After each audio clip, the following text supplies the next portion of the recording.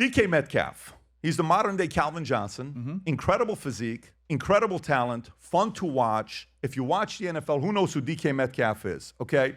So walk us through what happened from the audience. He goes, this is the clip. Play the clip, Rob.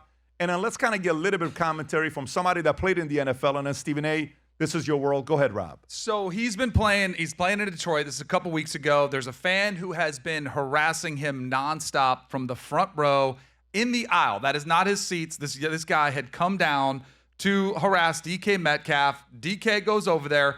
And the problem that I have with this video, because I think a lot of people look at DK Metcalf and say, oh, that guy's an idiot. How could you do that? And that is unacceptable. You cannot do that. You have to have more self-control in that moment. But I feel like the NFL, the Detroit Lions, and the NFL Players Association have failed DK Metcalf, then coming down too hard on him with the 2-game suspension, which cost him a boatload of money. I think the Steelers said they're not going to void some of his guaranteed money. Which is $45 million. He was risk out there that he could have lost $45 million. Thank goodness the Steelers came to their senses, because as we've learned more about the fan, is that he's had a history of trying to go after DK Metcalf. DK Metcalf filed a complaint with the NFL, alerting them to this fan a year ago. And that Stop it. Oh, yeah. He had alerted them to this guy who's essentially harassing him at every game. But not the N-word, just harassing No, them. That's been debated. The guy said he doesn't. They Who showed knows? the clip that he said the Kalen. Yes. Right. But, I mean, who knows how long this has been going on. But the NFL has failed him. And I get it. They're worried about the malice at the palace. They do not want a situation where an NFL player goes into a stands and you beat the crap out of some fan. They do not want that. But I feel like they came down too hard on DK Metcalf to set a message. They didn't do anything to Lamar Jackson when he went and shoved a fan in Buffalo earlier this season. Granted, it was a little more spontaneous. It was after a touchdown. But if I'm DK Metcalf, I am livid. If I'm Aaron Rodgers, I'm livid. This is not the same team without him. They lost last week. Now it comes down to one game with the Ravens to make the playoffs. He's not going to have his best receiver out there. I think the NFL completely bungled this and came down too hard on DK Metcalf. And that fan, to me, I'm sorry, maybe I'm a little bit too player-friendly, is the worst type of person in general, who's essentially in real life that Twitter troll who just fires off hate, just fires off stuff just to get a reaction. When DK Metcalf hit him, he stood up and he cheered. And he's like, I got him. I got him. He was trying to bait him into that. And that, to me, is the worst type of NFL fan. And I hope the fan has some repercussions as well, where he shouldn't be allowed to attend He's a 15-year any season more holder. NFL games. Season ticket holder, I think. I don't care. Yeah, I Stephen say A., he should not where be you allowed at? Can to you come play the back. video, Rob? DK Metcalf had mixing it up with someone in the stands. Oh, Did he my even God. hit him? And that not going to his have great consequences Look for at the that. Steelers and His Metcalf. hands. He just Hey. Stephen A. Fan's an asshole.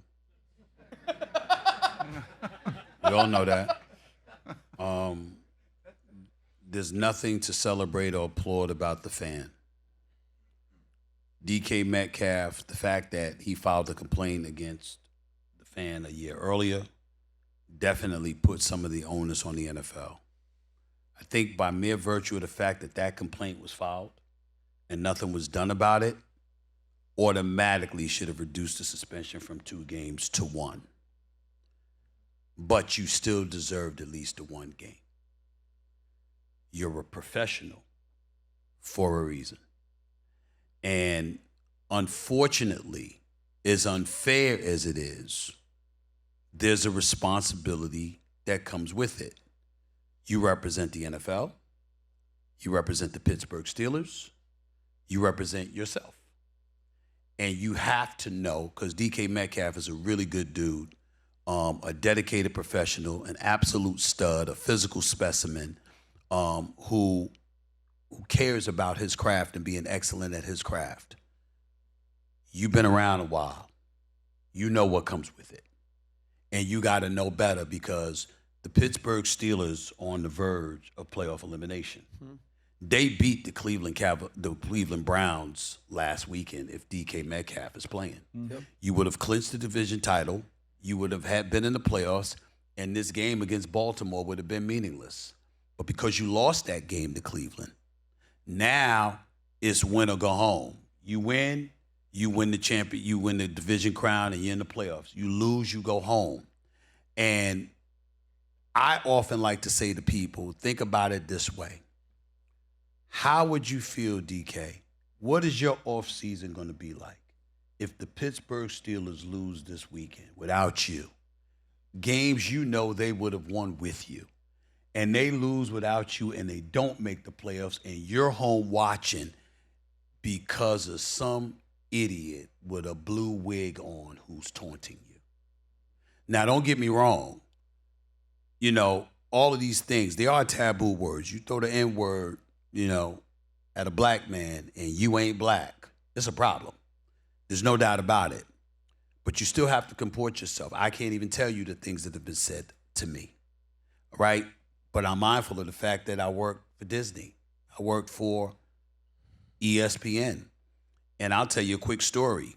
2005 in San Antonio, it's Detroit, San Antonio. They're playing in the finals. And I just got some terrible, terrible, devastating news on the family side 2 minutes before I show up on SportsCenter. And these fans in San Antonio, who are great fans, by the way, normal, you know, great and all that stuff, they're heckling me. And I was so pissed off. I turned around and I said, all of y'all. This is 2000. 2005. Pistons, Spurs. Is this on finals. TV? Is this recorded? No, this is not on TV. Okay. I turned around on them. Yeah. Right? And they said, we got him. Mm-hmm. And the former president of ABC, George Bodenheimer, was a few feet away. It's easily a suspendable offense, potentially a fireable offense. But George Bodenheimer knew what had happened to me. He wrapped his arms around me. He said, go home. Go home and be with your family.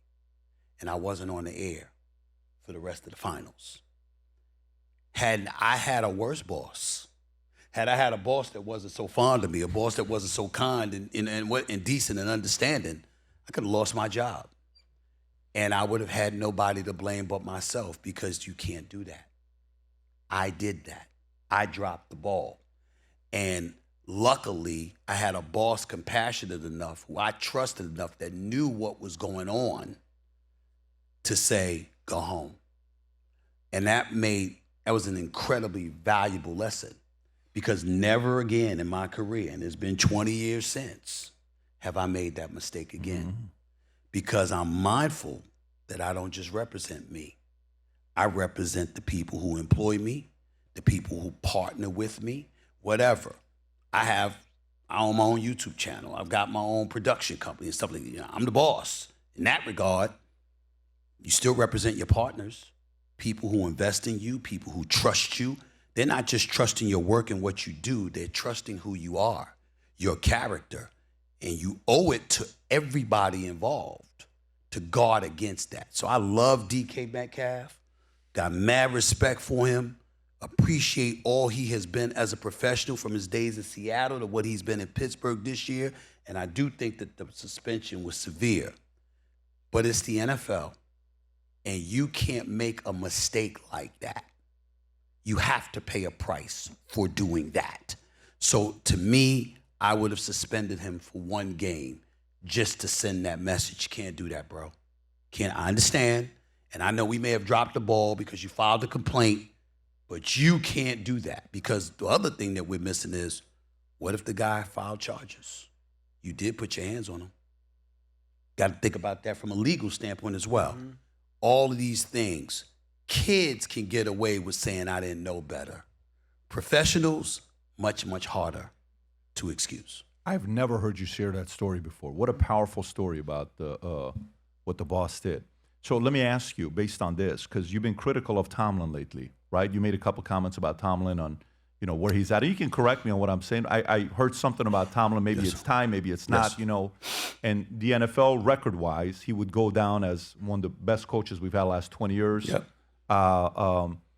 After hearing this story and you're seeing the way, Pittsburgh handled this situation, do you think this is why players like playing for Tomlin? I think Tomlin is one of the great motivators, one of the realest individuals that players have ever encountered. I'm quite sure there's a couple of players that may feel otherwise, but by and large, people who know Mike Tomlin applaud his candor, his professionalism, his dedication to his craft, his professionalism, et cetera, et cetera. And I'm one of those people. I know Mike Tomlin a little bit. I'm incredibly fond of him. But I'm a sports commentator, and there's a realism that has to come with it. So allow me to give it to you. Please. The Pittsburgh Steelers are an organization that has won 6 Super Bowl championships. Mike Tomlin coined the phrase upon first arriving in Pittsburgh, the standard is the standard. Mike Tomlin said that. And it is 2026. The Pittsburgh Steelers have not won a playoff game since 2016. They have lost the 6 times they've been in the playoffs each time. In the first quarter of those games, they've been outscored a combined 73-0. Stop it. And on top of it all, each and every single game, and he knows I'm telling the truth, each and every single game, they've been down by at least 21 points. And it's been a decade. So, in the interest of transparency, as somebody who is a proud black man that is unapologetic about rooting for black coaches, because there aren't too many of them, even though the numbers are considerably better now than they were in years past, I'm also a fair-minded person, which I want everybody inside and outside the black community to always remember about me. I might have my feelings, but it's not going to stop me from being fair. And here's where the fairness comes in. Is there another coach that could have failed to win a playoff game in 10 years that had been outscored in the first quarter of those 6 playoff games 73-0, that has been down by at least 21 points every single time? Is there another coach that we wouldn't be saying it might be time for a change? The answer is no. We wouldn't do that. We would say about any other coach. And so what I'm saying about Mike Tomlin is I love him. I respect him. I admire him. Never had a losing record in 18 plus years. Mad love, respect all the way through. But in Pittsburgh, they have a right, which is where my controversial statement in some people's eyes came in. I said, they're Steelers fans. They've been starving for playoff wins, and they've been waiting a decade. They have a right to say, this is not good enough.